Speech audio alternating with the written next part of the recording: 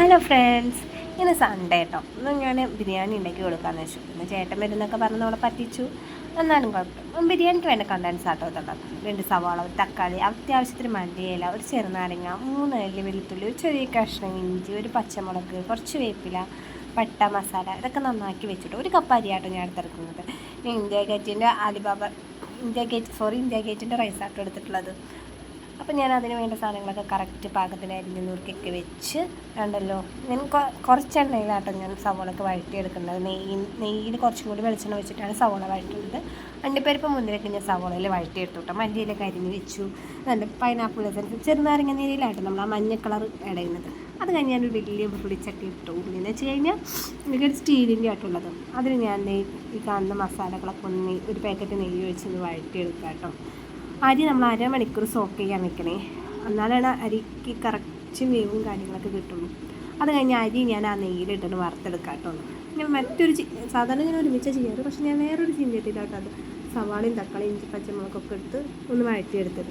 എന്നിട്ട് അതൊക്കെ ഇട്ട് നമ്മൾ അരി എത്ര കപ്പാണോ എടുക്കുന്നത് അതിൻ്റെ ഇരട്ടി വെള്ളം ഒഴിച്ച് ആവശ്യത്തിന് ഉപ്പിട്ട് കൊടുക്കാം കേട്ടോ. ഉപ്പ് നമ്മുടെ ഓരോരുത്തരുടെ അനുസരിച്ചിട്ടാട്ടോ ഉപ്പിടേണ്ടത്. പിന്നെ ഒരു ചെറുനാരങ്ങ നീരും പിഴിഞ്ഞൊഴിക്കാം.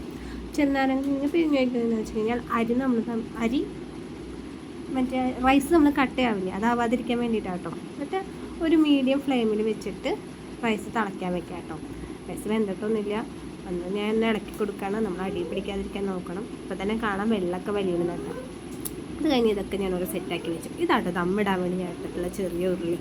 ദമ്മിട്ട് നിങ്ങൾക്ക് കാണാവുന്നതാണ്. ഞാൻ അമ്മേനെ കൊണ്ടാണ് ഇടിച്ചത്, എനിക്കൊന്ന് വീഡിയോ എടുക്കാൻ വേണ്ടിയിട്ടേ. നമ്മൾ ആദ്യം റൈസ് ഇട്ട് കൊടുക്കാം.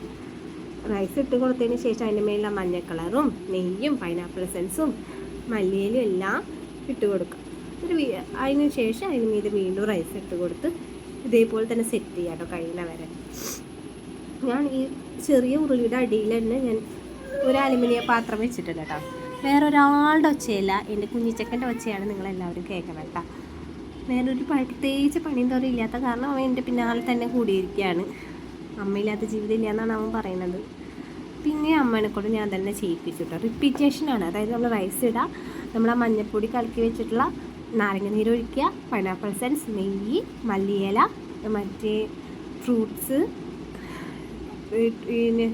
ഇല്ലേ, ഡ്രൈ ഫ്രൂട്ട്സിൻ്റെ ഇത്, പിന്നെ അണ്ടിപ്പരിപ്പും മുന്തിരി വറുത്ത് വെച്ചത്, സവാള വറുത്ത് വെച്ചത്, അതൊക്കെ മിക്സ് ചെയ്തിടാം. അങ്ങനെ ഇത് റിപ്പീറ്റ് ചെയ്തുകൊണ്ടേയിരിക്കാം റൈസ് ഇട്ടിട്ട് തന്നെ.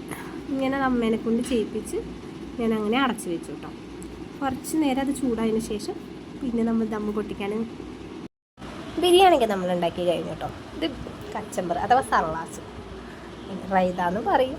ഞാനിതിന് ഒരു സവാളയും 1 തക്കാളി, ഒരു പച്ചമുളക് കേട്ടോ. ഉണ്ണികൾക്ക് കൊടുക്കണം കാരണം കേട്ടോ ഒരു പച്ചമുളക് എടുത്ത് നമ്മളൊരു പാത്രത്തിൽ അതെല്ലാം അരിഞ്ഞ് മിക്സ് ചെയ്ത് ആവശ്യത്തിന് ഉപ്പൊക്കെ ഇട്ട് സെറ്റാക്കി. കണ്ടല്ലോ എൻ്റെ ചിക്കൻ കറിയും ബിരിയാണിയും ഒക്കെ റെഡിയായി. അത് കഴിഞ്ഞ് ഞാൻ ഉണ്ണിക്കായിട്ട് വിളമ്പി കേട്ടോ. അവനായതോട്ടാട്ടോ ഇത്തിരി എടുത്തൊക്കെ കിട്ടോ. അത് കഴിഞ്ഞ് ഞാൻ ഒരു ഫോട്ടോയൊക്കെ എടുത്ത് സെറ്റ് ചെയ്തു. എന്തായാലും നമ്മുടെയൊക്കെ ഒരു ഞായറാഴ്ച, ഒരു സ്ത്രീകൾക്ക് ഒരു ഞായറാഴ്ച പോലെ ഒരു ലീവില്ല. ബാക്കി എല്ലാ ജോലിക്കാർക്കും ഒരു ഞായറാഴ്ചയെങ്കിലും ഒഴിവ് കിട്ടുന്നുണ്ട് കിടന്നുറങ്ങാനും ഒന്ന് റിലാക്സ് ചെയ്യാനൊക്കെ. നമുക്ക് എന്തൊഴിവില്ല, വീട്ടിലെ പണിയും കുട്ടികളുടെ കാര്യങ്ങളൊക്കെ ചെയ്യണം. എന്നിട്ട് നമ്മളോടുള്ള ചോദ്യം വെറുതെ അല്ലേ ഇരിക്കണേ എന്നുള്ളത്. അത് കഴിഞ്ഞ് ഞാൻ എൻ്റെ നെടുക്കുട്ടനും കൂടി പള്ളി പോകാൻ തീരുമാനിച്ചു. അമ്പലത്തിൻ്റെ അടുത്താന്ന് പറഞ്ഞപ്പോൾ ഞങ്ങൾ അങ്ങനെ നടന്നു. അമ്പലം കഴിഞ്ഞിട്ടും പള്ളി എത്തിയില്ല. എന്നിട്ട് ഞങ്ങൾ വഴിയൊക്കെ ചോദിച്ചിട്ടാട്ടോ പോയത്. കുറച്ചും കൂടി ദൂരം ഉണ്ടായിരുന്നുള്ളൂ. നെടുക്കുട്ടൻ പറഞ്ഞു കാലൊക്കെ കഴിച്ചമ്മേ, ഒന്ന് മെല്ലെ എനിക്കൊരു ഐസ്ക്രീം മേടിച്ചെന്നാൽ മതി എന്നൊക്കെ പറഞ്ഞു. അപ്പോൾ ഓക്കേടാ എന്നൊക്കെ പറഞ്ഞ് ഞങ്ങളങ്ങനെ നടക്കല്ലേ കേട്ടോ. ഞങ്ങൾ പറഞ്ഞു ഇതേതാ വഴി, കാട്ടിക്കൂടെ എന്നെ കൊണ്ടുപോകണോ, എന്നെ തട്ടിക്കൊണ്ടുപോകണം എന്നുള്ള മട്ടിലാണ് അവൻ്റെ നടത്തൊക്കെ.